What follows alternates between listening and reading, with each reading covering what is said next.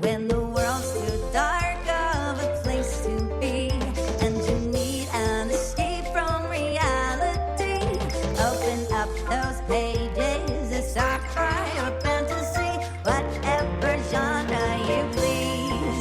And join a book club, 'cause you won't read it on your own. Join a book club, so you'll be held accountable.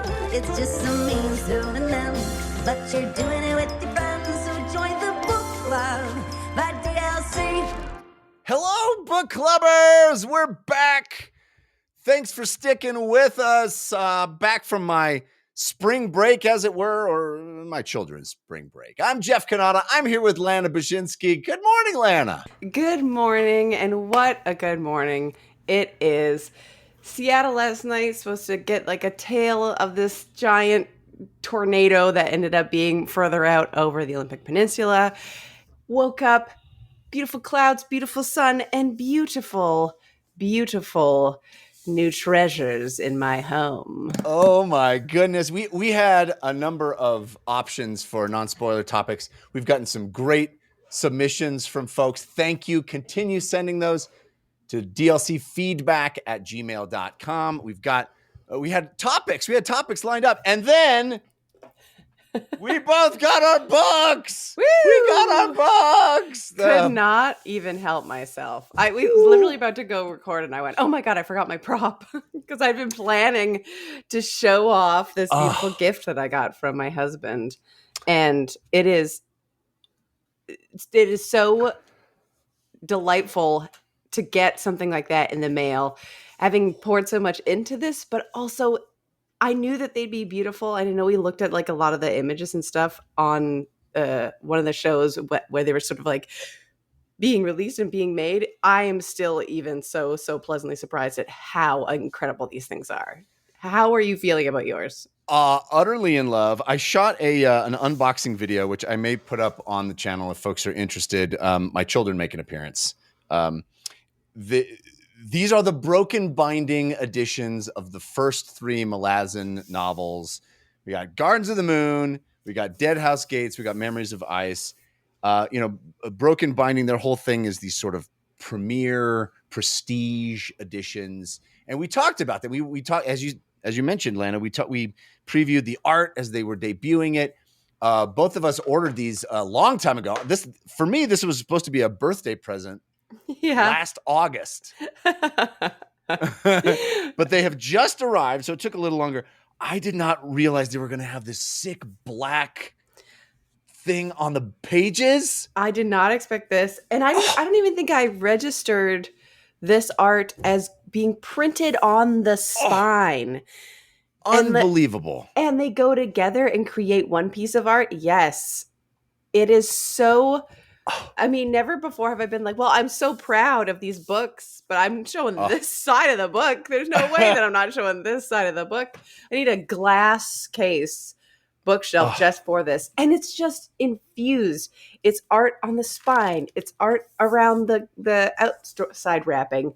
We've got the art on the inside covers. Stunning. The text itself is larger than I expected it to be. Like it all feels so prestige, so beautiful. Mm-hmm. Mine was signed. Was yours signed? Yeah. Steven signed all these. Well, I think there's like, if I recall correctly, oh my God, look how big the maps are. I know. It's so nice to not see that on my little Kindle screen. And I could be wrong, but Jeff said that this print technically is a misprint because you can see the other text through the page pretty clearly. Oh. But I don't care. I'm not bothered by that at all. And now I got it signed, Steven. I mean, come I on, baby. Adore these. They need to do the remaining 7 books. Like, how fast can that happen? Oh my God. Because I can't just have the first 3. I've never been more prepared to throw all of my money at something. Oh my gosh. Yeah, like I said, I did an unboxing video. Maybe I'll put that up on the YouTube channel if people are interested in. But the way they arrive Yes. is gorgeous. Were yours all gift wrapped? They're all gift wrapped in beautiful silky black ribbon. I And almost they didn't want to even- open that. I know. It has like a custom exterior box even, which is Yeah. maybe not something, maybe I'm easily impressed, but I'm like, that seems like so significant and so special to be like, okay, not only do we have special wrapping for every special book with all the special arts and all the special pieces, but even the outside, how it arrives at your door. Yeah. The one thing I'm so happy about, because we've had it happen so many times, it got delivered on one day where it was dry out. That's I lucky. guess it was wrapped in the bubble wrap as well, but I've had Yeah. I ordered like all the new D&D books for Jeff. All of them arrived soaking wet. Return them Oh, immediately. But these Heartbreaker. perfect, and pretty rarely I've never heard people be like, "Oh, that new book smell," which has never been something I'm like, yeah, it smells like the bookstore. This is the first time I've opened something and I've been like, "Oh, smell that," and it Yeah. really feels. There's the ink and the paper and the everything about it is like a sensory delight. I completely agree. It's love. It's pure love. And it's like, oh, this thing that means so much to me has been given the care and attention that it deserves. Yes. I love the quotes on the back. I love Mhm. like every single thing about it is just gorgeous.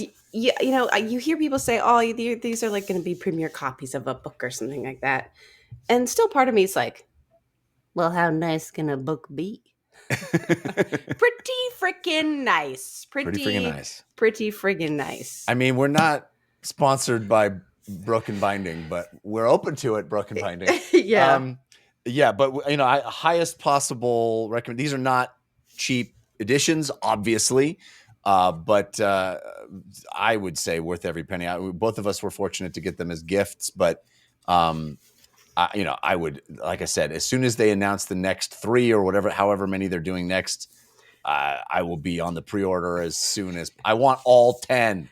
Yes, I need them. They're gonna be. I have a bookshelf just off screen. I have one whole shelf that is just on the verge of collapse, but holding up these beauties. I had a find too. I have a used bookstore near me, and I'm always, anytime I go there, I'm always just checking the sci-fi and fantasy section under letter E just to see if there's any Erikson there. And look what I found. One. Oh wow! Yeah, it is well loved. This is a well loved. So I was like, I wish I could find out who in my neighborhood turned this in, because it's the last book. So like I'm sure they did the whole series, but this was the only one, and how perfect, because we're not quite there yet, but we will be. Yeah. My friend's a friend of mine owns a bookstore in Vancouver, and I have it on his radar of his sort of book connections. If like a first edition, Gardens of the Moon never passes by, but he's got to raise the little flag so I can come get in there. Anyway, that we'll do that as our non-spoiler section this week, because we just were giddy with excitement and wanted to share with you. And I can throw up that video if folks are interested in seeing how just pretty the packaging is when it arrived, and my children like unable to prevent themselves from tearing into things. But it's just a lovely feeling. I mean, one of my most prized possessions now. It truly is. Instantaneously, like, this has to be on display in a place. Like, even now, I'm like, I'm holding it near coffee. Like, so like my heart is racing a little bit. Okay, it's out of harm's way now. Whew. Yeah. Back to just being just a beauty. All right, let's tear into our chapters this week. We got chapters 13 and 14 of Toll the Hounds. So, spoilers starting now. We start chapter 13, and by the way, this is the new sub-book. This is book 3, To Die in the Now. Ooh, ominous. Poetic. And chapter 13 starts in media res, baby. We're on the Tregild carriage, the wagon, and it is bad. They're just mowing through a sea of the undead, cruising through Hood's realm. What an awesome scene to just throw you into. right as the chapter starts. I love that it's described as like, okay, the dead are going that way, and we're going this way. We're kind of going cross purposes. It's like, and the description of it as like a sea that they're almost cruising through, like a ship, like parting these dead bodies that are all trying to grab on and climb aboard. Awesome scene, and they're hacking away at them, and Sweetest Sufferance gets a little sexual assault just thrown in there just too. A casual sexual assault from the undead. And maybe one of her coworkers. I don't know. Maybe coworker, quote unquote, helping. Just getting a little squeeze in there. No time like a zombie. No time like to just cup a feel. Yeah, no time like when somebody's getting assaulted to be like, well, that's gonna mask my assault. Oh God. What's a little bit more assault? What? It could have been worse. You're lucky. You're welcome. Oh my goodness. Man's but world. I love this scene is just so rad. Hacking away. There's the bigger the sort of demon that comes on board and Gruntle's fighting that, and then it falls, and then the others use it as a ladder to get on. Just so thrilling and awesome and pulse pounding just right away. It's one of those things where, like, going back to earlier in the book when these TCG carriages are going and smashing around the town, and you're like, and there's a bunch of limbs everywhere. You're like, I can picture a lot of circumstances for why there'd be a bunch of limbs, but it could be maybe they were just in limbs, I don't know. And now it's like, oh no, they cut them all off. Okay, let's go.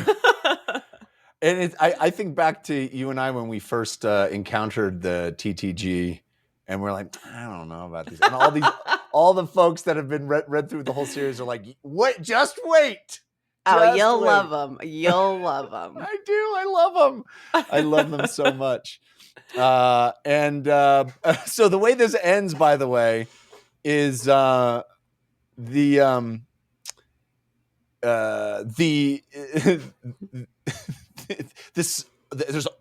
massive armies of undead, and Gruntle's like, well, that seems bad. Why are they going this one direction? And then all of a sudden we sort of fall through another portal and land on the beach. Yeah. As one does. The crew is like, Master Quell, you gotta get us out of here. Yeah. Which and he's like, I'm trying. I'm gonna. And then he barely does. And I'll wait till we talk to him a little bit later, but his sort of unique relationship with his ability to control magic seems very funny to me. I love it. Yeah, he falls out of the carriage and vomits in the sand immediately. Everybody else sort of stumbles out. Mappo's like, well, that was something, huh? We all experienced that. Faint turns to Gruntle, is like, hey, it sounded like there was an actual tiger on the roof fighting. Your stripy arms aren't just decoration there, pal. Like, are you a soul taken? And he's like, what? Shut up. They kind of like breeze by that. He kind of like just anyway, you good, Mappo? Like, somebody else talk to me, kind of. So great.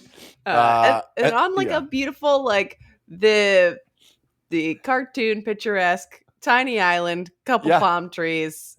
We're totally hanging. Pictured the cartoon. You're stranded on a desert island. Like the classic. What would you bring with you if you're stranded? I was like, a carriage full of undead zombies. I don't know. Maybe. Well, I love that because they all kind of plop out there, and they're like, even one fully undead person, not like some of the limbs, but a full undead person is just like, is hanging with them, and they're like, anyway, dinner. And I was like, what about that undead guy? He's just like stacking coconuts in pyramid shapes in the corner. They're like, don't mind. He's fine. Don't worry about him. Whatever. He's fine. Whatever. Then we had this lovely scene between the two Bowl brothers, Jula and Ambi. And I think you and I are going to give it at the end of the show. We'll give it a little go. It's a really fun back and forth. But basically the idea is it starts with them like, one of them like making googly eyes at Precious Thimble, and the other one like making googlier eyes at her. Like, she'll see me if I stare even more longingly at her. It's so great when she's not looking at us because then she has the opportunity to look back at us and know that I was looking at her the whole time.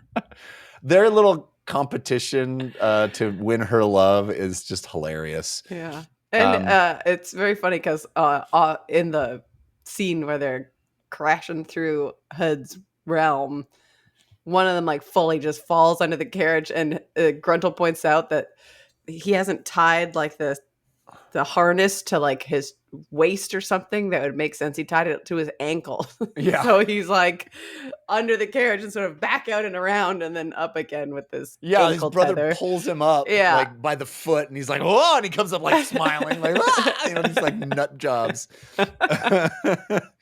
Very funny. Then we check in on Sweetest Sufferance, who obviously went through something, and she kind of recalls some of her backstory, living in One Eye Cat, which is a place we keep hearing more and more about in this novel. And Glano Tarp talk about he and Rakanto Ilk, excuse me, talk about Sweetest Sufferance, and they're kind of both competing for her attentions. Well, her competing for her attention, so like competing, you're just taking what you want, and he's like, "Hey, what's a little assault between friends?" But I like the dynamic of those scenes because even Sweetest Sufferance is sort of like taking it in stride, but she's talking with Precious Thimble, I think, and they're like, "Yeah, these dudes suck. We'll probably have to kill them in their sleep at some point. Not right now." But we'll probably have to kill them in their sleep. But then it cuts to the dudes being like, harassment is maybe okay if you're saving them. And then they call from across, they're like, shut up, we'll kill you. It's like this ridiculous little duos, lots of little duos. So funny. Another duo is Mappo and Gruntle, who are sort of starting up a little kind of friendship amongst badasses. And they kind of... Mappo has this lovely recollection that about what's important in life, which I thought was awesome. And Gruntle's like, is there like a way we could go through here that's not so crazy? And Master Quell is like, well, here's the bad news. Every time a mage goes through a warren, everything could go wrong. Like I'm literally like patching warrens because the mages just don't care, and they slice into a warren, and it's like an open wound that I have to cauterize when they leave. Yeah, I was like, oh, that's intense. That's the moment where he's like, everything could go wrong, and also, you think that was bad? He's like, we didn't even make it. We weren't even near the gate. We didn't even make it to the gate, and so there is no gate. He's like, there's no gate anymore. Yeah. Yeah. Well, it's in that scene. I feel like it's not clear whether like, okay, we didn't make it to the gate. And I think later he clarifies. He's like, no. There's no gate. There's no gate. Yeah. It's just all of them out and walking. And I love how he's like, well, that's pretty much the worst way we could possibly travel, huh? And he's like, no, we also have to go through Mael's realm. Yeah. So it's going to get worse. Hunker down. That was cool. Mm-hmm. And then we have a little Precious Thimble backstory. She is the one that the Bull brothers are pining after, and her backstory is so sick. She's one of those people that she's a witch, and one of the witch rituals is to be buried under the peat. The witch with a little straw. Sorry, what? I said the witch-a-woes. The witch-a-woes, because it's wabbit season. And with a little straw through the peat, and you kind of die there and are reborn out of the peat. Just like such an evocative image to me. Mm-hmm. Like your flesh will die, and because you're buried, it will give you this ability to sort of disconnect your soul, so you can sort of astral project yourself out and stare back down onto the world. Cool. And she's like doing that. Like astral projecting herself, checking out the Bull brothers, like, ugh, these guys. And then we immediatally cut to back to Gruntle and Mappo, and they're like, hey, look, her spirit is floating above the Bull brothers. It's so funny. It seemed like here's this special thing that I can do. Secret thing. It seemed like it seemed so personal, and they're just like, check that out. She a ghost. I just imagine her like floating above again, like Ghostbusters, you know, the scene where Dan Aykroyd's belt gets undone. I imagine her floating above and like being like, no one knows that I'm spying on the boat. And then like cut to those guys like, hey, look, she's spying on the boat. It's just so funny. I also, amazing. in her backstory, like the reason that she's with these Bowl brothers is part of her witchiness, her general ability is because her body has died kind of in its way. It maintains like this air of youth, so she doesn't really age, but her soul keeps getting older. And something about like that is like this charismatic, undeniable draw, but mostly for like pervy old dudes. And so she's like, but no matter what, people are just sort of like attracted. It seemed like through magical means, not just because she's like so hot, but they like physically can't help themselves around her. And so having these two Bowl brothers who are like kind of young and dumb enough, but not like mean enough to like just outright kill each other or something. Yeah. That like keeps them in check with one another. And the one going under the carriage and possibly dying, she's like, that would be immediately bad because the other one would just feel like they have full reign over me. And there's no competition anymore. Yeah. So interesting. Then Gruntle falls asleep and has a dream where he meets a leopard lady. I wonder who that could be. I mean, I immediately thought of Tool's sister. What's her name? Umlava? What is her name? Something like that. Yep. That was my immediate assumption as well. Basically, but it's also sort of back in time that he sees her because she's like, hey, the Kachin Shamali are still here, the Folkrow Sail are here, Jagat are here, Toblakai. It's olden times. It's thousands of years ago. Must be back in time. My brain was like, what if it was forward in time? Because now we know that the Kachin Shamali are still fighting the Folkrow Sail somewhere in the world, you know, and Toblakai are there. Maybe this is the far future. Who knows? Interesting. Well, she kind of talks about like hunting these the aerosol. Are they Wasn't aerosol? she hunting the ancient humans, the like ancestors to humans? Yes, it is the ancestors to humans. It's the ancestors to humans, but my brain was like, isn't that kind of what the aerosol was? Yeah, that's true too. Yeah. Maybe this is like further along in the history. Yeah. Interesting little moment, but it kind of just ends with her being like, okay, I'll not hunt them for you. And she leaves. One of the interesting, but also Hood doesn't exist yet. So that's also why I think it's back in time. Cause remember they're like, there's no Hood yet. Yeah. That made me be like, oh, well, if the gate's closed, Hood might be doing something and maybe there's no more Hood. It's probably back in time. Most of these things have been back in time, but this seemed ripe for a little red herring. Interesting. Go ahead. No, you. I was the other interesting thing to me was that the early humans seeing Gruntle and being like, you are a god. Yeah. In the dream, he's the god. It's not Trake or Treacher. Right. It's him. And so right. And then I think the leopard lady calls out like, your god has to like make a choice about you, bucko. Mm-hmm. And so there's an interesting dynamic there of like people seeing him as the god versus the choices that the gods have to make. We'll see. Then we make a hard right turn and we go inside Dragnapur again. Meet up with Ditch, who's, seen better days. Things are a little bleak for Ditch, who's being pulled along the awful wagon of doom inside Dragnapur. And just ditching his flesh, I guess. Yeah. I got the impression that he was mostly skeleton.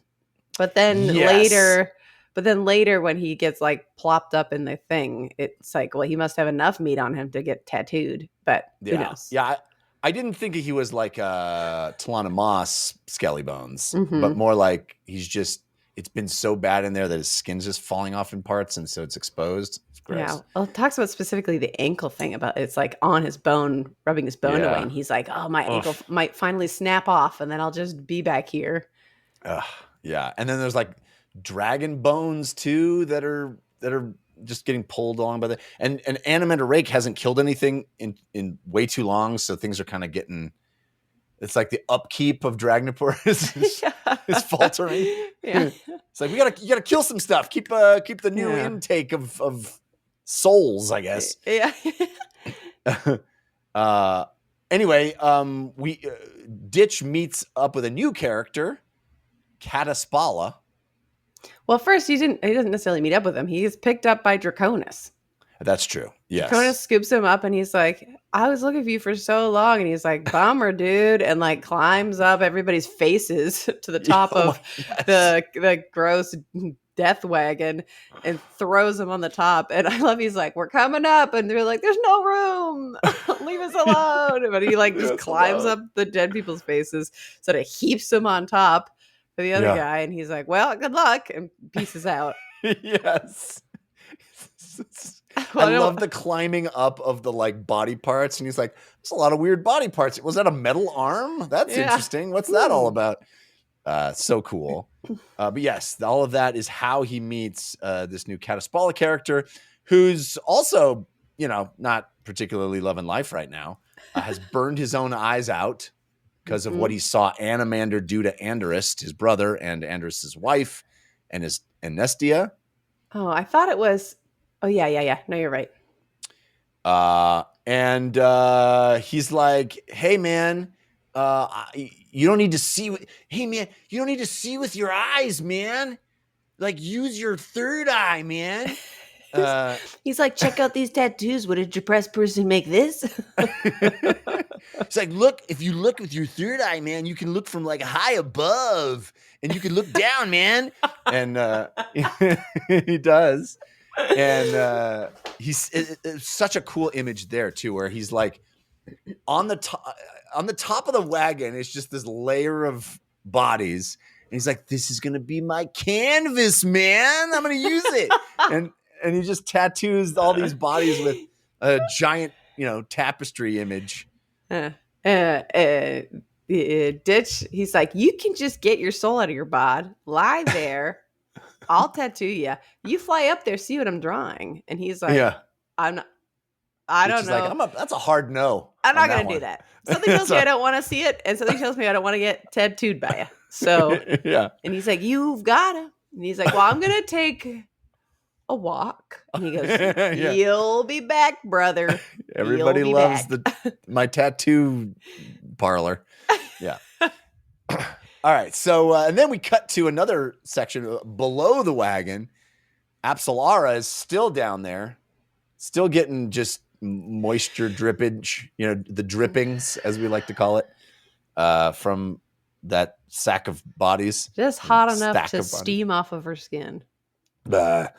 And she's, she's still trying to slowly saw her way through her bindings. But then she looks out and sees this wave of death coming for her.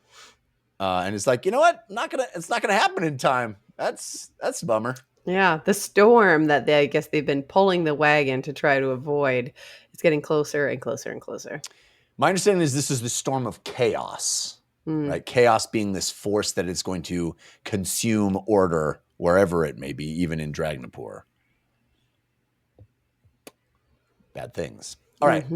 Then we cut back to our Krupp narration, where he explains that after the guild came into Cruel's bar and murdered a bunch of people, including a couple of bridge burners, now all of a sudden the guild assassins have just been slaughtered. And their city guard are bringing in mages to investigate.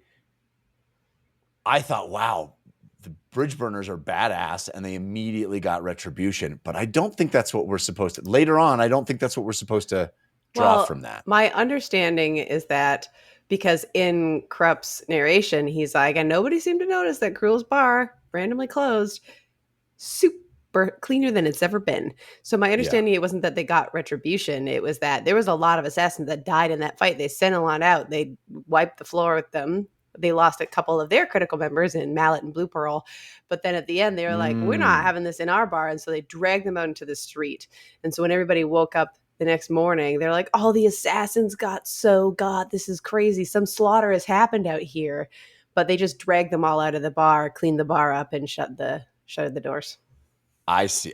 Here's the interpretation that I had of this is probably wrong, but I thought later on when we hear Fisher talking to Lady Envy and he says, I had to call in a few favors, I thought Fisher was like called in the big guns to come in and kill some assassins. That's what I thought. That way, at first it was like, oh, the bridge burners, but no, it wasn't them. And later we find out that Fisher was like, I don't usually get involved in these things, but I was so pissed off at how they did this that I've got connections, and I called in some heavy hitters. So I think that the heavy hitters moment with Fisher and the bridge burners has not yet happened. So I think Fisher was like, this was messed up. That was a horrible way to go.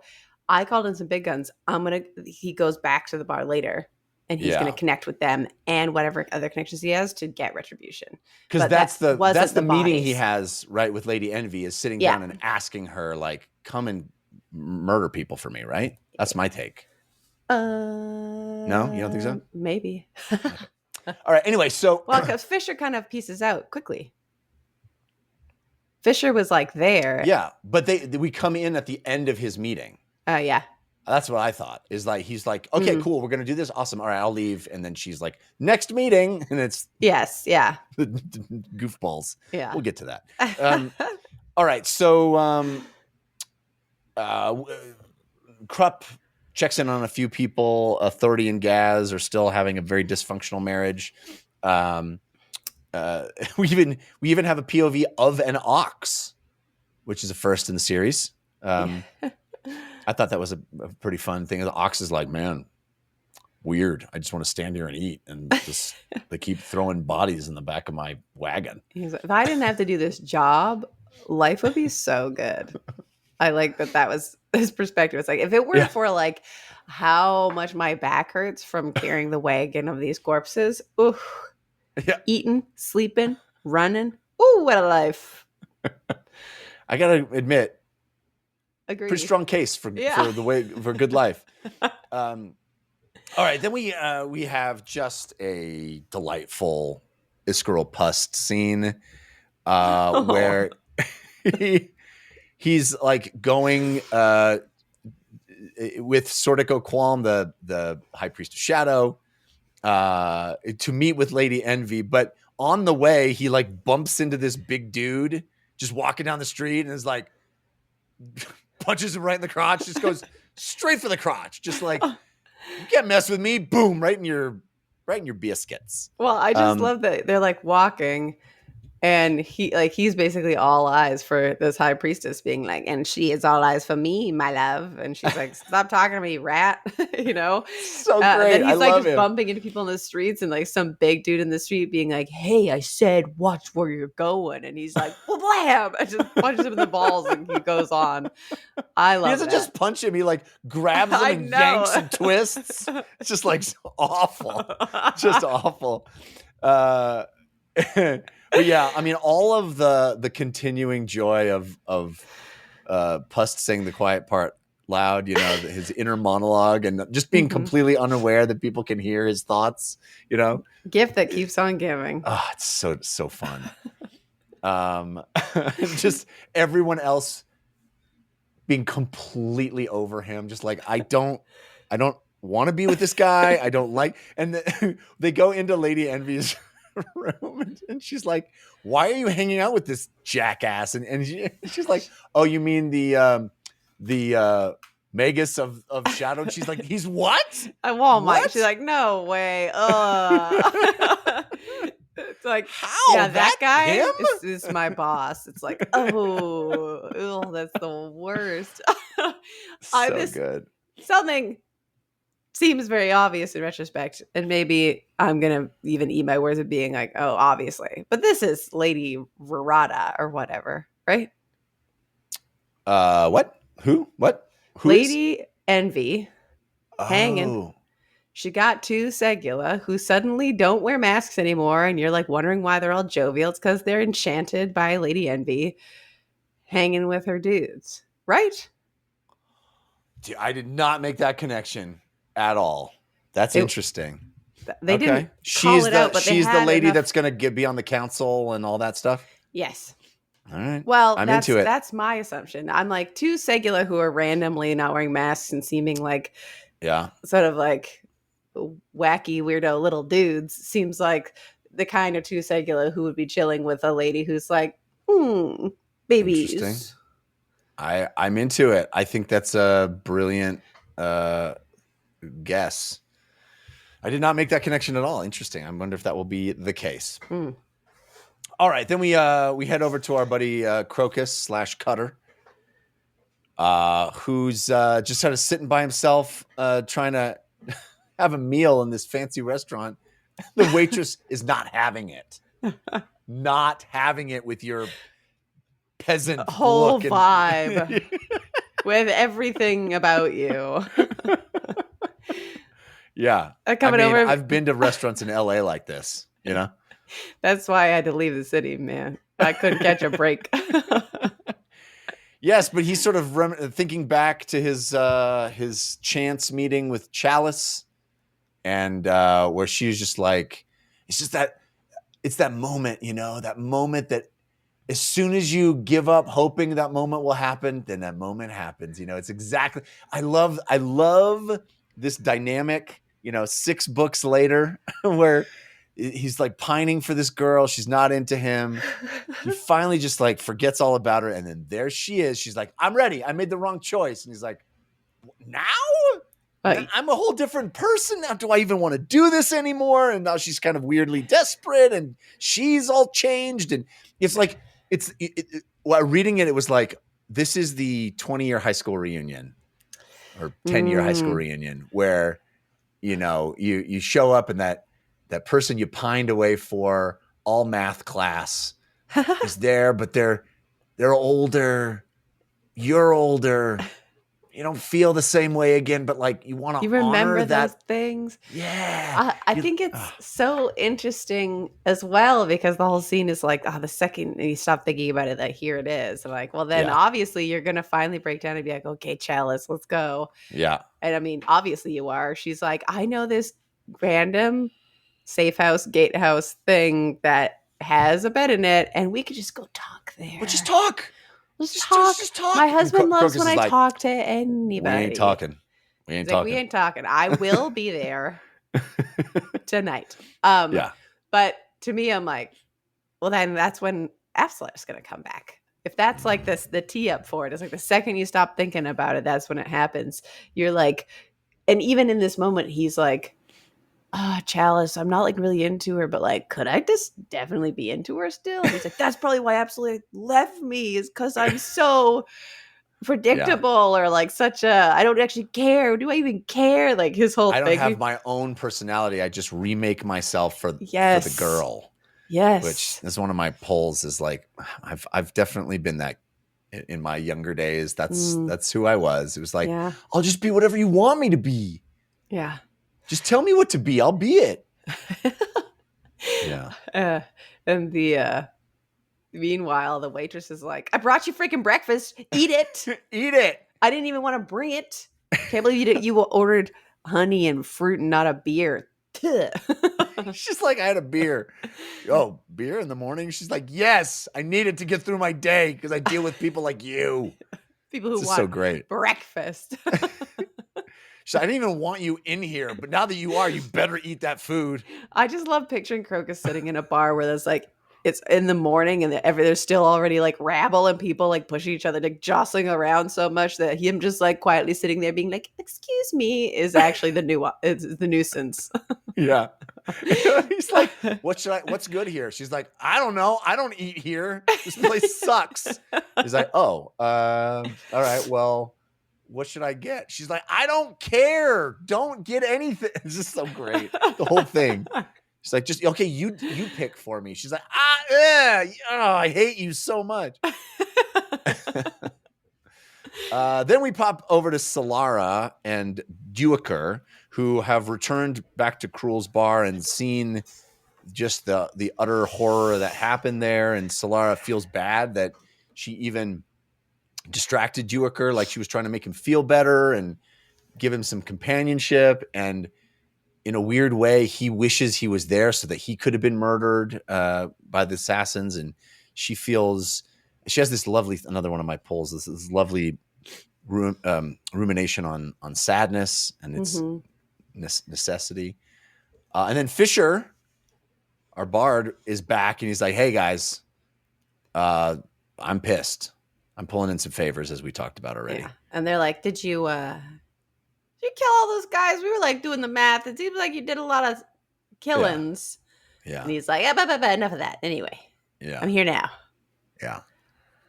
And then there's this ruckus downstairs, and Ansi like was so angry he kicked one of the casks in the cellar, and bop, out pops a pickled Segula. Do we know that one with the 4 slashes? I don't think specifically, but it's certainly possible. I mean, 4 slashes only is like up there. It's like number 4, right? Super high ranking. Yeah, super high ranking. I am, according to our little cheat sheet here, this little moment is a setup for a plot that is followed up on in E.N.C. Esselmont's novel Orp, Scepter, Throne. Orb. What did I say? Orp. I was like, his name's Orp. Orb, Scepter, Throne. I don't think it's like the main plot of that novel, but it's we find out more about this in Orb. What is Orp?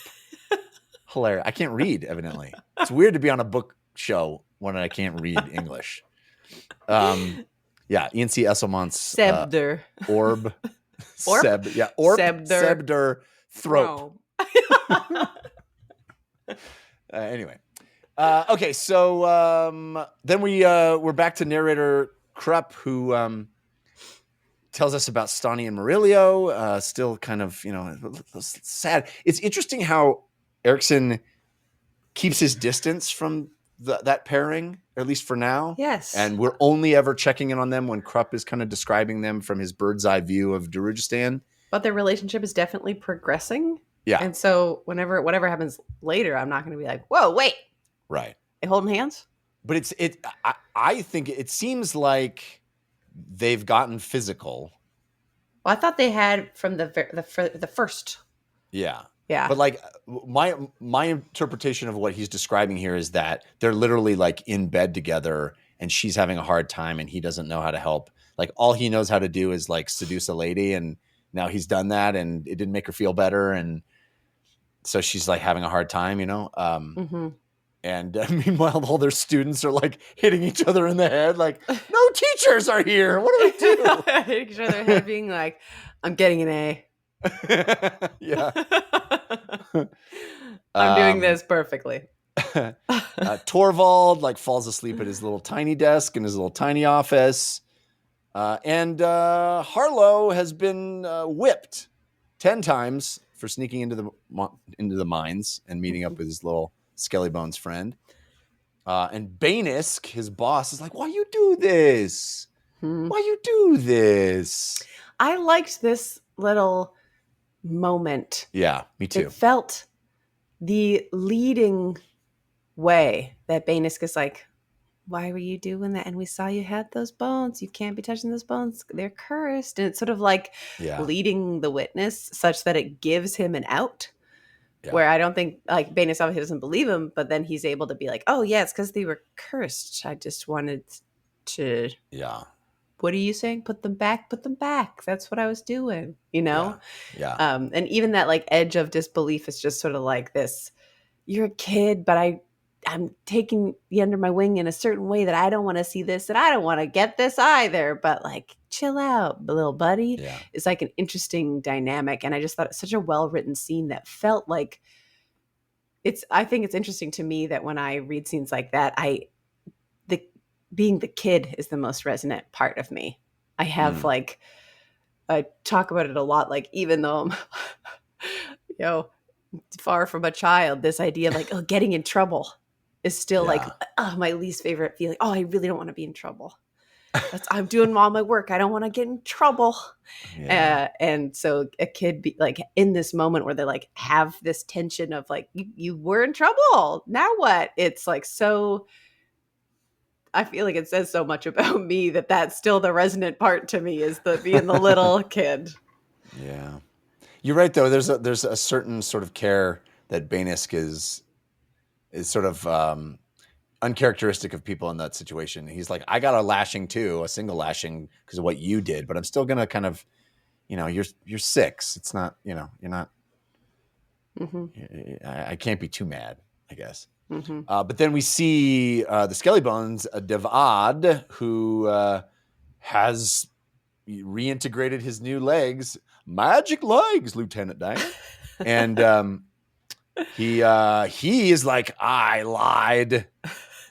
I didn't just fall in here by accident. No. Raced the OG tyrant, baby. Or at least OG for us as readers. Yeah. Pushed him down there, and now he's like, I'm coming back. I have this hidden weapon that I tucked away, buried, and now I've got it back, and I'm going to go get that throne, that Raced's throne. What throne is that, do you think?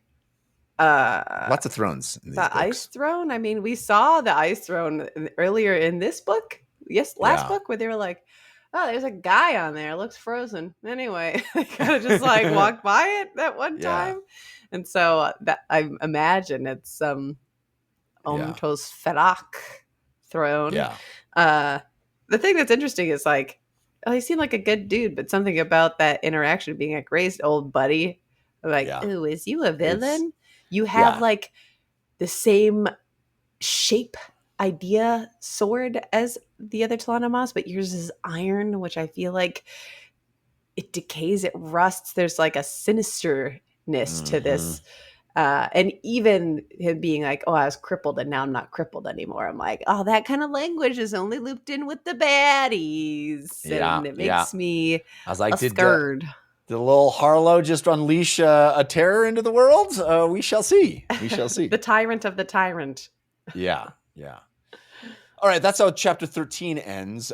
Chapter 14, we start back on our little island, our desert island, and I love how it's the first line is like, vacations can be hard. Like, when you're used to like this fast-paced world of distraction and you're forced to just sit on a beach, sometimes it's not easy. And I was like, oh, Steven, you're speaking my language, baby. Sometimes, sometimes you just relaxing can be a challenge. Yeah. And I love how Gruntle is just walking in circles on the island, just circumnavigating the island. And he's like, oh, there's footprints. So there's somebody following me. And Master Quell's like not smart enough to just not continue to just go the other direction, pal. Yeah. Or he's like, why? I don't know, cut across. I don't know. Yeah. He's like, why didn't you like call out? Like, just be like, hey, Gruntle. And he's like, I was trying to be subtle. And he's like, subtle? They're watching every step. They like look over and the Bull Brothers are like, what's up? So great, like, they're watching everything we do. See? And they're like, hi. So great. Oh, it's so great. This is the scene that I love because he wants to talk to Gruntle because he's like, you and I gotta go back into the realm to like just see what's up. And he's like, am I supposed to be your bodyguard? He's like, it's in your contract. You have to do these things for me. And he's like, okay, I'm just wondering the capacity. I'll do it. But then in that scene, he's talking about like how he has to like make the Warren so that they can go through. Yeah. And he has like bladder shyness for the Warren. Isn't he the guy that has the kidney stone? Oh, it's a kidney stone. Yes, you're totally right. The size of a kumquat or whatever it was. Oh, that's so funny. I totally forgot about that. I thought that he passed it already. But I thought but I still feel like he's got issues, man. He's like, he's got he throwing up. He feels like a very fragile little guy. I thought it was bladder shyness because he's like, all right, make the Warren. And he's like, well, I'm better at doing it when nobody's like watching. Because he said, I think maybe it's both because he kind of implies like, if people aren't looking at me, then it's easier. which makes it so funny that under pressure they have to be like, get us the hell out of here. And he's like, please just don't look at me for like 5 seconds. I can do it. It just, But he also says, a healer could help you with that. I know. I think he needs a urologist. He's That's got why literally like kidney stones. I was confused about the healer can help you with that line. And I was like, how does he know something about his whatever? Very funny. But that's funny. Yeah. Anyway, so he's like, okay, we got to go back in. Get your weapons out. We're going in. And they get in and Gruntl's guy got both of his swords. Like, I'm an idiot. There's nothing happening in here. Like, why am I standing here like a moron with my swords out?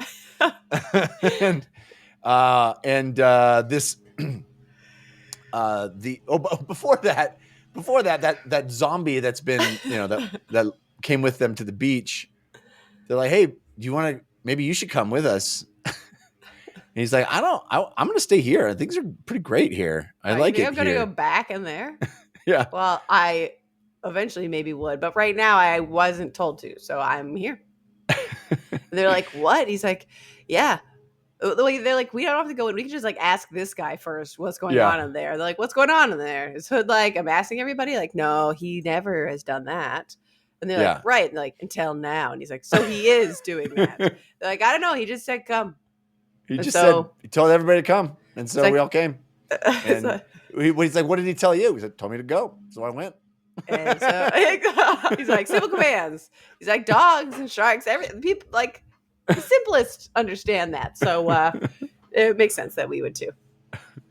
So they do go through this portal, which I love how it was described like a curtain parting with this lifeless gust through it. Yes. So cool.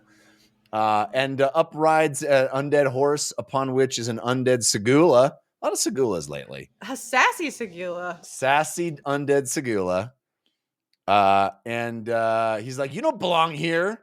Get out of here. I'm going to hunt down the Trigal carriage next time. You guys come back here.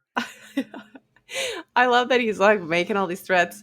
And then they see other riders going up and he's like, I mean, it's fine. Do whatever. Like he clearly is like, these are his personal threats and not like the sentiments of the realm, which I love.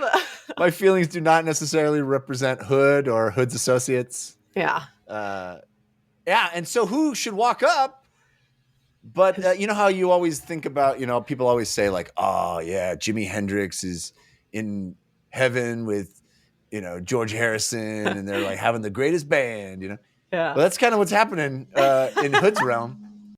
Because Tok the Younger, Brookalion, and Iskar Jarak. Who could that possibly be? Iskar Jack. They're just hanging out. They're just having fun in the afterlife. And by fun, I mean, it's not fun. They do seem pretty jovial. I mean, Tok is just the one who's not happy. Tok is like, it sucks here. Don't die. Don't die because you don't want any of this. Yeah. Take a good look at this. You do not want it. So I have to imagine, because these other two familiar faces, this sassy Segula, that's the one that was like hanging with Tool and Tok. Where it was like Tool and Lady Envy, and she had the 3 Segula, but 2 of them like wouldn't talk because they like were better than you. And that one guy was like, yeah, and I'm worse than you. But I'll kill you. Certainly possible. I don't know. I didn't get like a read on who that specifically that. It could be just like a new Segula who's just in Hood's room. I don't know. But Tok is like, hey, Gruntle, tell Treach, not long now. Yeah. Like, okay, that's ominous. And he's like, I can only deliver messages that are actually clear. Yeah. I love that. So how about you... Little splainsies on the cryptic message. Yeah. And Tok's like, do not die. Whatever you do not die because it sucks here. And then as they're sort of having this conversation, giant barrow explodes and out comes an undead dragon who's like, there's a way out. It's like at the dog park when there's a dog who like gets off the leash and is like, I'm free. It's this dragon headed toward the portal, And Quell and Grunt are like, no, we got to get there first and close it. Mm-hmm. But it gets through. The undead dragon gets through. As they get through, they fall like the height of two men, land on the beach, and this dragon like goes flying out of there, escaping hoods, literally escaped death because of them, which is such a rad idea. Mm-hmm. And Faint's like, you idiots. Why didn't you throw a harness on that thing? We could have flown off the island. I love that. And Gruntel's like, these people be crazy. I like absolutely no care. They already let this one zombie out, and they're like, whatever. He's carrying his weight. He told us about the coconuts will help us float through Male's realm or whatever. So this guy is like some kind of engineer, and the dragon, you win some, you lose some. So good. All right, then we have another just chef's kiss scene. Samar, Dev, Traveler, and Karsa. Karsa's just like tying his shoes, and Samar's like, I hate him so much, but I also kind of want to jump his bones, but I hate him so much. I hate him so much, but he's kind of cute when he's got his little tongue out, and he's like, trying to... Just trying to get those laces tied up. Yeah. Yeah. Oh, but I hate him. But he's such a man. I hate. He's just so arrogant. And just so great. And we have this revelation that the spirits that were in the sword have all left except his old buddies Delum Thord and Byroth Guild, who are just happy to be in there. Just love it. Love it just in there. Chilling with their bud. Yeah. And I love the conversation that she has with Traveler about him. She's like, no, you don't understand. He's insufferable. And Traveler's like, he's like just a big kid. He's just like, he's so great. I love hanging out with this guy. He's so much less complicated than you think he is. Yeah. I think I would know. And she's like, whatever. I hate both of you. And then he's like, we're being followed. We have these escorts. I can sense it. And Carson's like, I'll go confront them. Yeah. And he's like, well, okay, no. You don't need to. They're my escort. They've been following us for a minute. I'm well aware of them. And Carson's like, well, I'll go see about that. I'll be the judge of that. It's fine. I'll go see. I've killed a couple of those. They'll smell it on me. They'll leave us alone. Yeah. So rad. And then I just love Traveler being like, well, maybe you did know him better than I did. Like it has like an arrogant moment and a moment where it's just like this uncontrollable. You don't need to do that.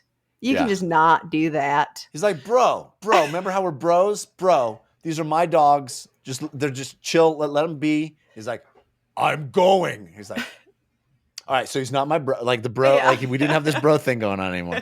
Very funny. So good. And I do all of Samar Dev's inner monologue about Karsa is so fun. So fun. Mm-hmm. Just her. Why do I like this guy? Why am I always attracted to the bad ones? Hate and love are the two closest emotions. And I'm also sorry about the noise. Oh, that's okay. All right. And then we check back in with Nemander's crew. We're in Skin Tick's POV. And Skin Tick is like over it, man. He's like, you know what? I'm choosing to be the ironic, wry, jokester dude because nothing matters.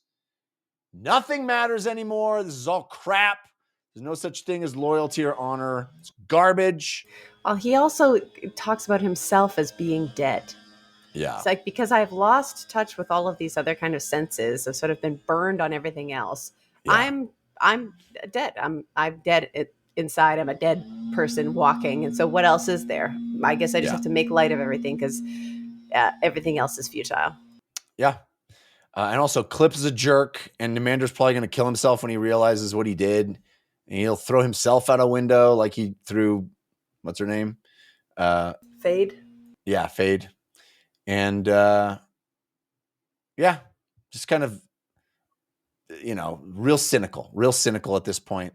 And it's that I love that justification for his quipping, his wry asides and his sort of lackadaisical view of everything. It's just all cynicism. It's just all like, well, who cares? I'm just going to make fun of it because, like, what does it matter?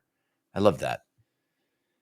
So then we Is head this over. also the chapter with Skin Tick where I think I pulled it as one of my quotes where we haven't seen it since Midnight Tides, but he has a thought or a specific thinking about that concrete, that confidence. What's it called? That's that What? certainty being Oh, yeah. like the blissful existence, because everything else becomes clear. I Right. liked his sort of take Agree. on it. Yeah. All right, then a scene with Endist, who is going to meet up with Animander Rake, and they it's awesome, sort of another way that Animander is elevated, and we see just how powerful and impressive he is that, you know, he takes off Dragnapur and he's like, I need a break from holding the sword. I'm going to put it on its stone pedestal.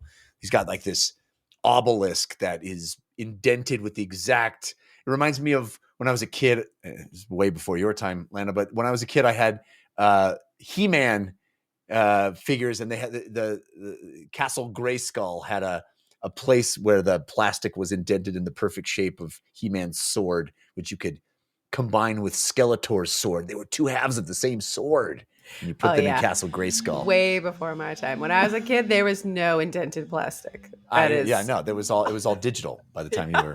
Everything was digital. Everything's computer. That's right. Sorry. Anyway, I thought that was cool. He puts it in this obelisk, this sort of thing made for the sword. Even though it's made for the sword, like, it can't handle it. The stone itself can't handle Dragnapur. I know that we've talked before about like Animander's sword and like sort of the significance of it, but I don't think, and people talk about, the weight of it, it's important. But specifically, it's like he taking a breather, and if he puts it in this rock, the rock is gonna break, explode. Yeah, it's like sweating. The rock is like, oh! And then, and then he puts it back on his back, and he smiles, and you know his knees don't give out. There's nothing that shows the weakness in him. Yeah. I feel like the increased importance and the increased power that he just sort of casually has on display is still something that we have not really understood fully. Yeah. Yes, it's such a cool way to show how powerful this guy is Endist being like, nobody else could even hold that. Literal rock can't hold that. And this guy plops it back on his back like it's nothing. So rad. And Animander's like, well, I sent Spinock off, so Endist, it's on you, whatever I need you to do. And he's also like, hey man, I know everybody's pissed that we did the dragon blood thing, but without the dragon blood, we'd all be dust. We'd be dead. So that's that. Mm-hmm. I was like, to me, I'm like, just a scene of intrigue and world building. Yes. Then we check back in with the Seer Domin, who's still in a world of hurt. Salind is still dancing her bladed dance of death, and he's just bleeding profusely, while Idkovian is like, so are you going to defend me then? Idkovian's like, I just want you to know, you don't have to do anything, but I'm so vulnerable. Yes. Nobody's going to protect baby. He's like, I have all the Talana Moss souls inside me. And Seer Domin's like, well, can they protect you? He's like, no, because I didn't ask anything in return, so they're just going to stay in there. He's like, well, what happens if you die? They'll all come out. It'll be bad. It'll be real bad. Well, won't they all? They'll all be like released in such a way that my impression was that they would all like. Would they all come out? Would they all cease to exist? It's like here's all the stakes, but you don't have to do anything. Everybody's got a choice. So I have to save you then. He's like, it's your choice, man. It's your choice. Really, it's just so benevolent. Whatever you want to do. But if you don't do anything, then everyone dies. But that's okay. That's okay. Yeah, but that's fine. Let's just chat. Thanks. Your company. That's what matters most. You crazy guy. And then we have a POV of Salind, who, feels a little relatable to some things that are happening in the world today. She's just like, hey, you know what's not so bad? Fascism. Has anybody thought about fascism?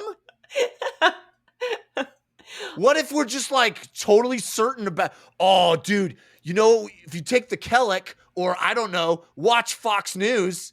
It was just like everything is certain and it's just so clear and all we have to do. And like God doesn't even know. I know what God needs more than God. Like this work that says what God needs. Screw that. I know better. Mm-hmm. That's the person who talks about the certainty again. This chunk of woof. I was like, man, that really lands. How quickly she's able to be like, certainty, man, this is the best. It's blissful in certainty.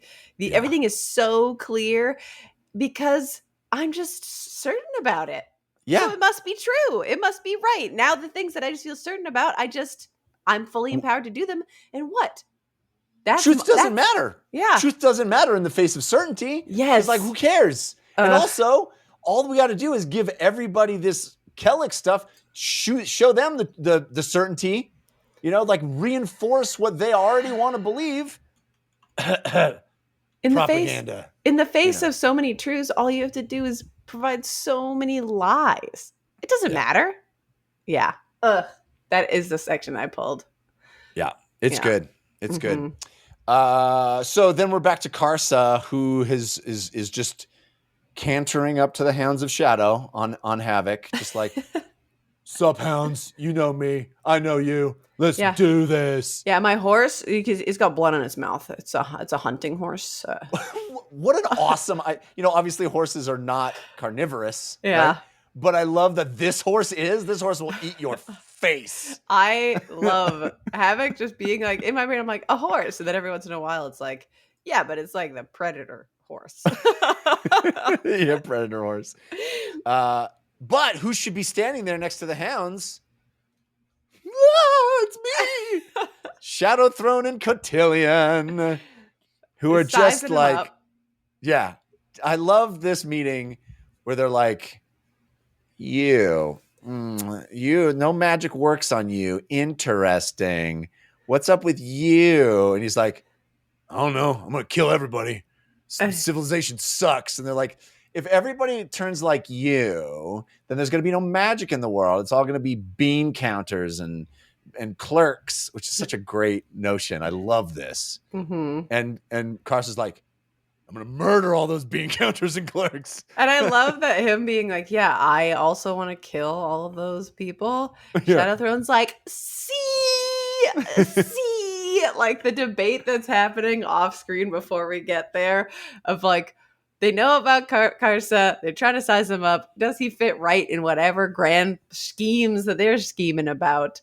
And he's saying all the right words. I really like the scene, and I did not see coming for however many novels we've been going.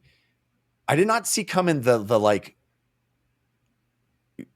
what's wrong is civilization. The problem here is civilization. Yeah. And it's hard to argue with sometimes, man. I don't necessarily know if the books are going to come down firmly on this side, or we're going to learn more. Our characters are going to be informed, but like there's this reinforcement of that notion that we would all be better off if there was just less civilization, which at this point in human history, I'm just like, kind of hard to argue against that.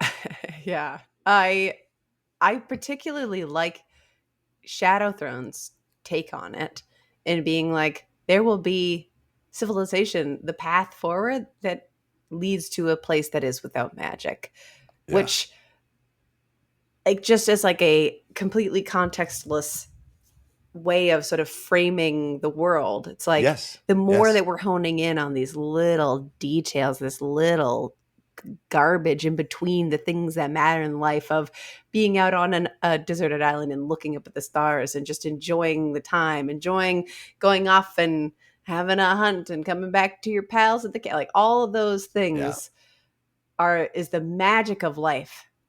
And the more we go down this road of civilization, we're like losing it. I just thought it was the more I'm worried about what's in my Google Calendar, the less magic is in my life. Totally. Resonant. Beautiful. Resonant. Yeah. I love this, the little exchange where they're like, we measure everything. There's acceptable levels of misery and suffering. What kind of mind thinks that? And Carson's like, a civilized one. And they're like, oh, sick burn, dude. Ooh. I like this guy. I like this guy. Woo! Get in the scheme, brother. We're going. Yeah. Anyway, and they're like, so, the crippled god is kind of trying to get you to do stuff. And he's like, yeah, it's not going to work because I rock. I'm the badass guy. Remember how badass I am? It's not going to work. It's like, I'm not magical. I'm not affected by magic, but I am magic. Do you know what I mean?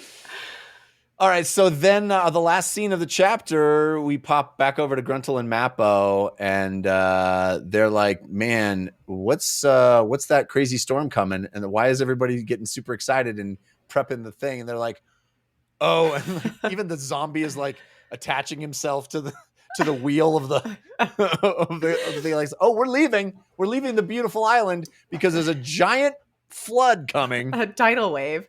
Yeah. And they've got one nearsighted dude who's like, huh, is it here yet? But I love everybody being like, Gruntle, get on the wagon. Yeah. And he's like, I'm trying to piece things together for myself. What? And he's tying off, and that it's rain, and they're like, Gruntle, get on the wagon. And he's like, I'm just thinking about whether or not this is the right plan. I'm like, get on the friggin' wagon. And he's like, and like a tidal wave comes and sweeps him away is what I'm picturing. And they're like nearsighted scout being like, is it here yet? And then getting hit in the face. Well, also it's like, so what portal are we taking next? And she's like, that's our ride. The wave. We're riding the wave, baby. So cool. The thing that kind of struck me is I'm wondering, is this even little deserted island? Were they just in Mael's realm already? Or this taking them into Mael's it's realm? watery, but the big water hasn't arrived yet? Yeah. I don't know. Yeah, maybe. Know. But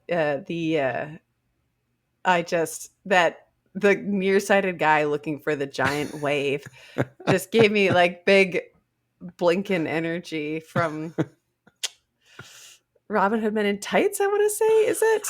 Where he's like, what? You're blind. You can't be scouting. And he's like, well, I'm listening. I just love it. Love it. Great chapters. I had so much fun with these, and I have way too many quotes to pull. But should we do our little scene first? Bit? Yeah. This is gonna be fun. All right. I'm starting. This is to set the scene. This is Jula and Ambi, who are arguing about. They've just been making googly eyes at sweetest Severance. Sufferance. Yeah, Sufferance. Excuse me. All right. I can't believe I saved you. I can't either. I wouldn't have. That's why I can't believe that's what I did. But then she's seen how brave I am, how generous and selfless. She's seen that I'm better because she knows you wouldn't have done it. Maybe I would have. And maybe she knows that, Jula. Besides, one of them sick, smelly ones was trying to open the doors. And if it wasn't for me, he'd have got in. And that's what she really saw. You didn't scrape that one off on purpose. How do you know? Because you butted him with your face, Ambi. Ambi tested his nose again and winced, and then he sneered. She saw what she saw, and what she saw wasn't you. She saw my hands reaching down to drag you back up. She saw that. She didn't. I made sure by covering them with my shirt. You lie. You lie. No, you. You. You can say what you like, Ambi, whatever you like. It was me saving you. Pulling off my moccasin, you mean? That was an accident. Yeah? Then where is it? Fell off the side. No, it didn't. I checked your bag, Jula. You wasn't trying to save me at all. You was stealing my moccasin. Because it's your favorite moccasin. I want it back. It's against the law to look in someone else's bag. Swamp law? Does this look like a swamp? It doesn't matter. You broke the law. Anyway, what you found was my spare moccasin. Your one spare moccasin? That's right. Then why was it full of my love notes? What love notes? The ones me and her been writing back and forth. The ones I hid in my moccasin. Those ones, Jula. What's obvious now is just how many times you've been breaking the law, because you've been hiding your love notes, which you write to yourself and nobody else. You've been hiding them in my spare moccasin. Not that you'd ever look. But I might if I knew about it. You didn't though, did you? Besides, you don't have a spare moccasin because I stole it. And that's why I stole it back. You can't steal back what you didn't know was stolen in the first place. That's just stealing. And stealing's against the law. Swamp law? Your bag is a swamp. And Ambi grinned at his own joke, and then he too laughed. Love that scene so very much. So good. Love those brothers. I wish I thought about putting the swamp accent on it. I almost converted halfway through, but then I was like, shut up, man. It's fun. I gotta stick with it. All right, you got a quote? I do have a quote. I have one from Mappo. Okay. So this is Mappo. They've landed on this island. Mappo crouched, rocking on the balls of his broad feet, waiting for Master Quell to finish his muttered incantation against pain. He sympathized, since it was clear that the mage was suffering, his face pale and drawn, forehead slick with sweat, his hands trembling. That anyone would choose such a profession, given the terrible cost, was a difficult notion to accept. Was coin worth this? He could not understand that sort of thinking. What held real value in this world? In any world? Friendship. The gifts of love and compassion. The honor one accorded to the life of another person. None of this could be bought with wealth. It seemed to him such a simple truth, yet he knew that its very banality was fuel for sneering cynicism and mockery. Until such things were taken away, until the price of their loss came to be personal, in some terrible, devastating arrival into one's life. Only at that moment of profound extremity did the contempt wash down from that truth, revealing it bare, undeniable. All the truths that mattered were banal. I love that. I highlighted that as well. That it's just such a it feels so true that like these simple, beautiful things are sneered at. People look at them with cynicism, like, oh yeah, friendship, like, oh yeah, everything in life that matters is free, blah, blah, blah. You know, it's like, yeah, that's the actual truth. It sounds like a cliche, but it's the actual honest to goodness thing. But, and also, like, you ever meet somebody who is, I mean, there is definitely, you know, this concept of toxic positivity where it's like, be positive above everything else. But people who do, I remember there's like times where I almost lost friendships because in the midst of conflict, I was like, hey, it really matters to me that all of you care about this. And I just wanted to say that I love you guys.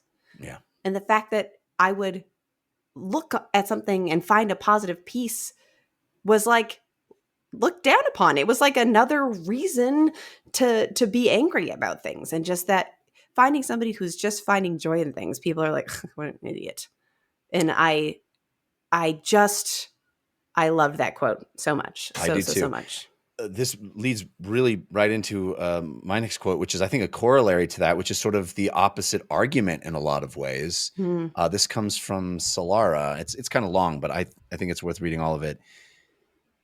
To live a hard life was to make solid and impregnable every way in, until no openings remained and the soul hid in darkness. And no one else could hear its screams, its railing at injustice, its long, agonizing stretches of sadness. Hardness without created hardness within. Sadness was, she well knew, not something that could be cured. It was not, in fact, a failing, not a flaw, not an illness of spirit. Sadness was never without reason, and to assert that it marked some kind of dysfunction did little more than prove ignorance, or worse, cowardly evasiveness in the one making the assertion. As if happiness was the only legitimate way of being, as if those failing at it needed to be locked away, made soporific with medications, as if the causes of sadness were merely traps and pitfalls in the proper climb to blissful contentment, things to be edged round or bridged or leapt across on wings of false elation. Solara knew better. She had faced her own sadness often enough, even when she discovered her first means of escaping it in Durhang. She'd known that such an escape was simply a flight from feelings that existed legitimately. She'd just been unable to permit herself any sympathy for such feelings, because to do so was to surrender to their truth.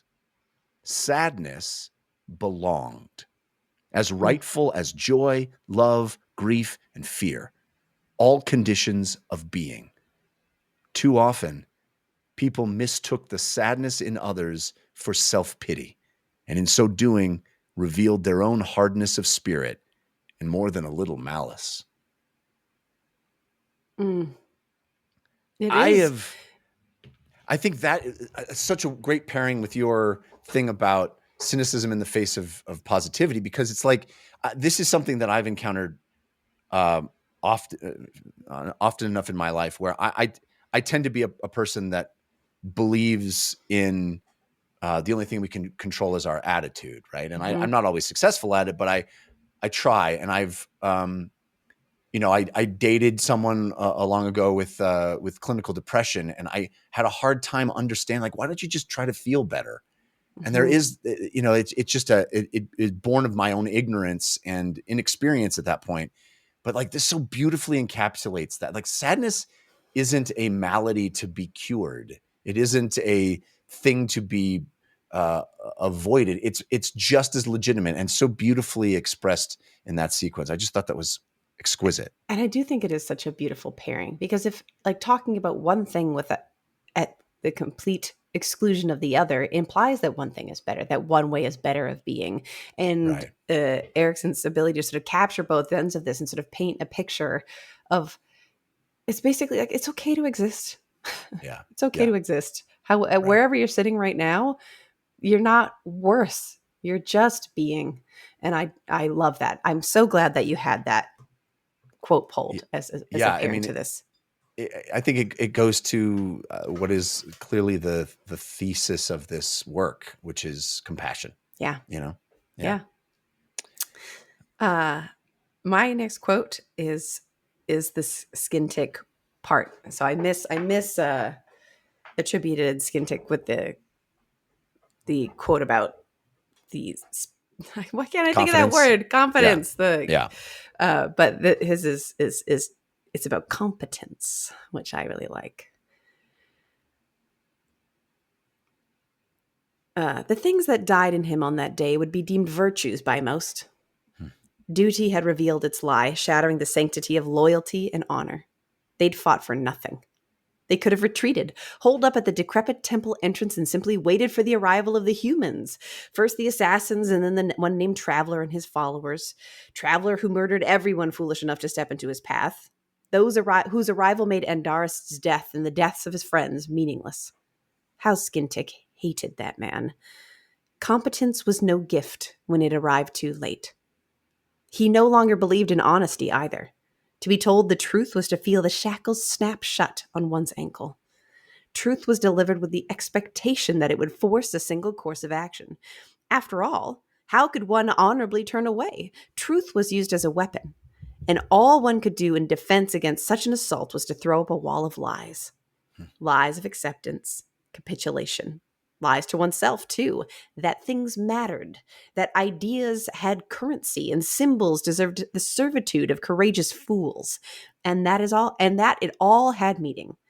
Nor was he a believer in courage. People relied on the bravery of others to reap whatever profits they imagined they had earned or deserved, but the blood spilled was never theirs, was it? No, it was clear now to Skintick. Virtues were lauded to ensure compliance, to wrap around raw, reprehensible servitude, to proclaim the sacrifice of others, each of whom stood in place of those reaping the rewards and were so paid in suffering and pain. So much for the majesty of patriotism.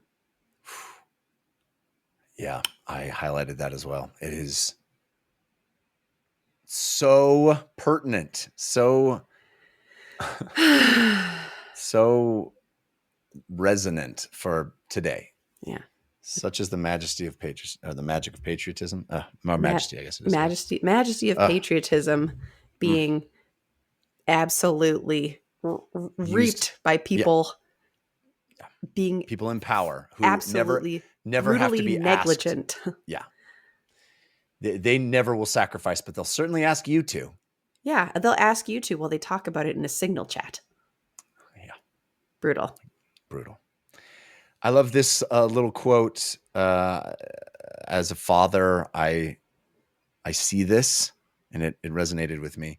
For a child, thinking of the future was a difficult thing, since most thoughts of the future built on memories of the past, whether in continuation or serving as a contrast.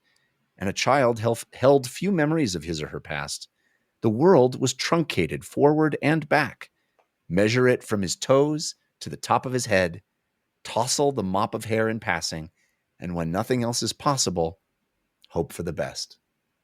I mean, I almost burst into tears when I read that, because it's it's true.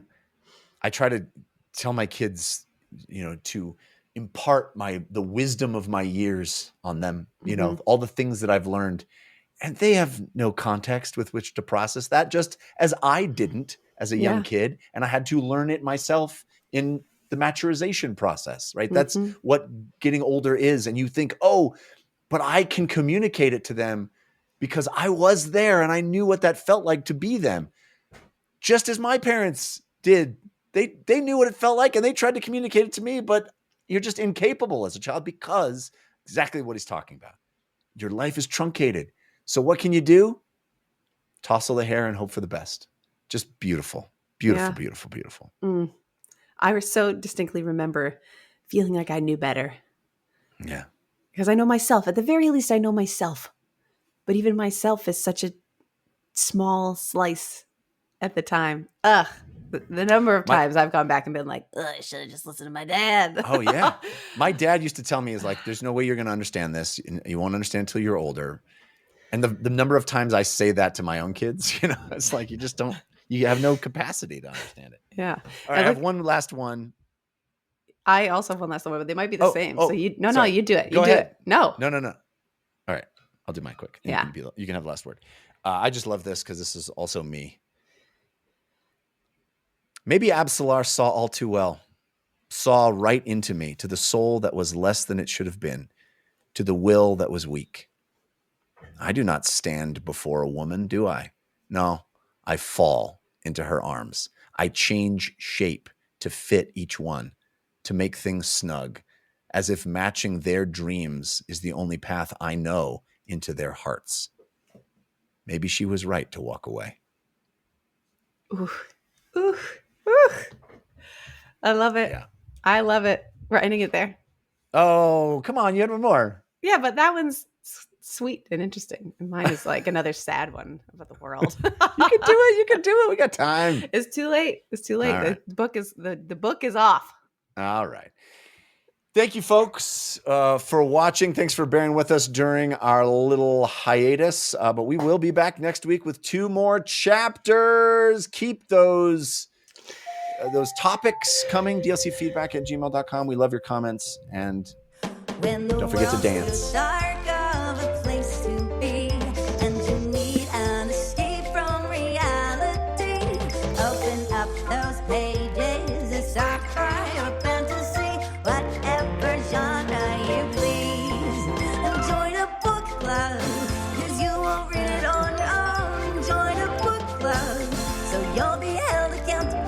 It's just a means to an end, but you're doing it with your friends, so join the book club.